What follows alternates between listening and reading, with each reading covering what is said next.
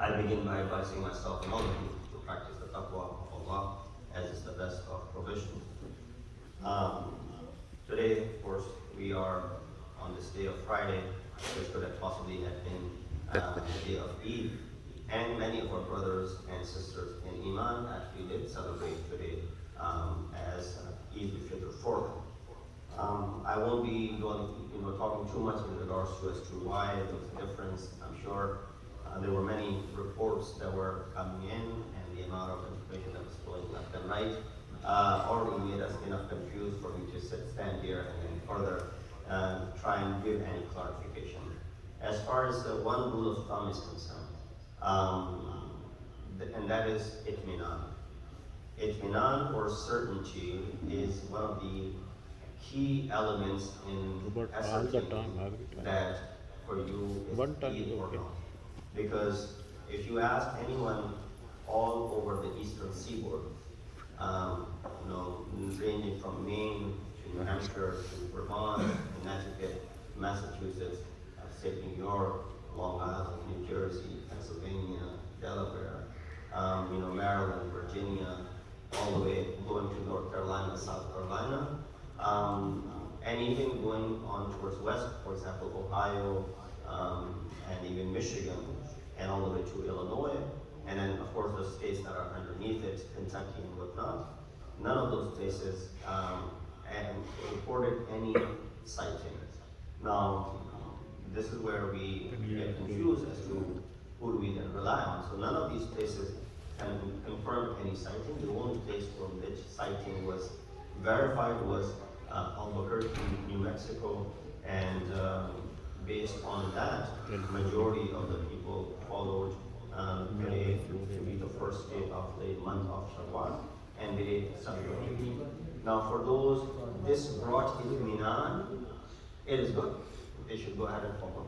For those of us for whom it did not bring itminan, or did not make us certain, did not give us certainty, therefore we did not follow. And that is the rule of thumb, and that is the discerning point between these cycles. Now, who's right and who's wrong, that is outside of our debate and spectrum. May Allah subhanahu wa ta'ala accept the ibadah of all those who fasted today, and may Allah subhanahu wa ta'ala accept the ibadah of all of those people who offered salat Eid.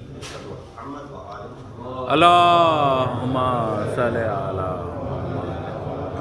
And inshallah tomorrow, the Eid khutbah, as the program already, 9 o'clock we'll have the Dua al-Khutbah, 9:30 we will have Salatul Eid, followed by the two khutbahs that are given. The difference between Jumma and Eid is this: the khutbahs are, in one before. In Jumma you have khutbah before the Salah, and Eid you have Salah before the khutbah. Inshallah, I will talk about briefly in the khutbah of Eid some of the ara and the opinions, just so that we can further clarify this as well.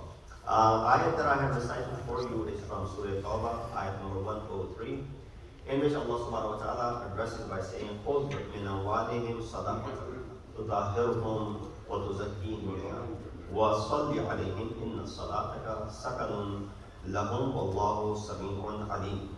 Ayat number 103 says, collect charity or sadaqah from their wealth to purify and cleanse them, and pray for them your prayers, give them comfort. God is all hearing and all knowing.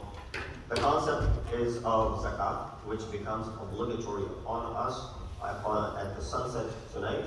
So when the sun sets, it will be wajib upon you to set aside the amount which has been declared to be zakat, $12. That is the calculation based on different food items that we buy or we purchase or we eat, on our staple food items that we consume. Based on that, the monetary value of that is considered to be zakat. Zakat is one of the 5 things upon which foundation of Islam is also rests.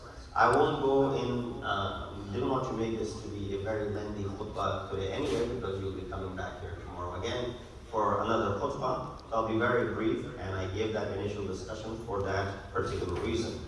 When it comes to this concept, and I'll mention a few ahkam, as far as the obligation of zakat al-fitr, because that will be something which we all are relevant and need of for tonight and tomorrow. At the time of sunset on Eid al-Fitr, I think there's echo in it. If you can turn off the echo. Sallu ala Muhammad wa ala Muhammad.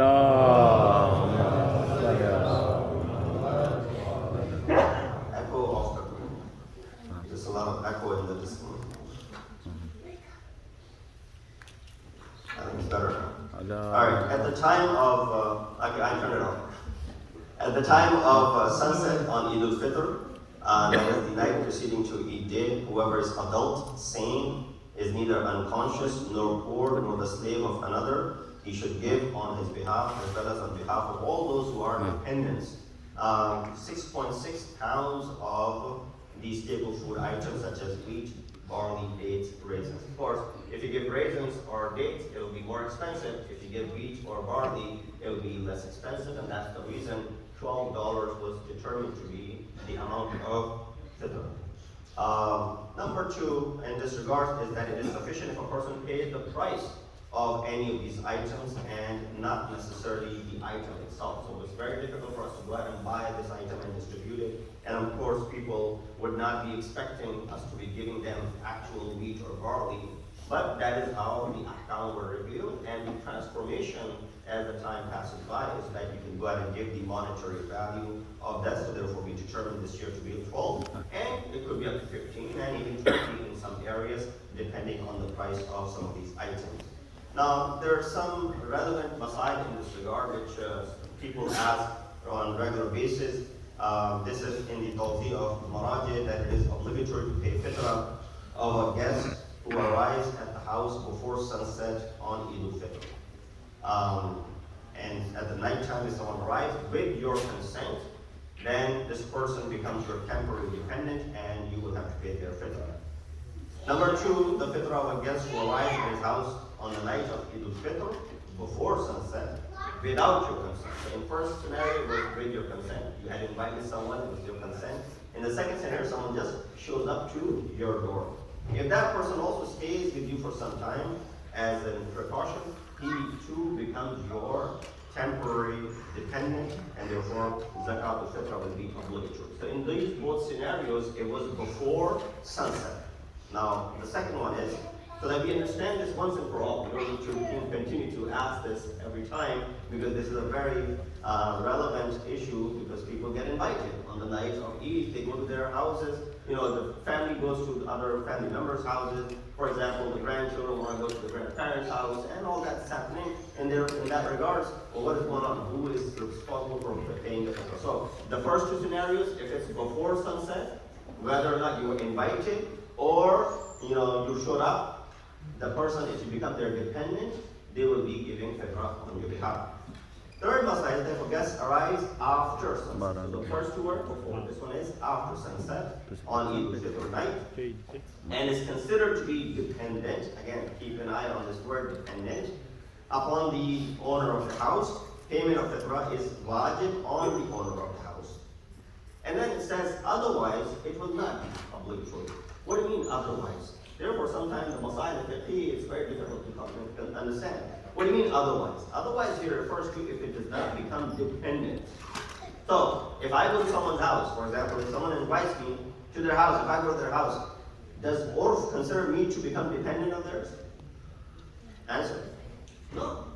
That's not the case, then you are not responsible for paying fitrah for the guest that comes to your house.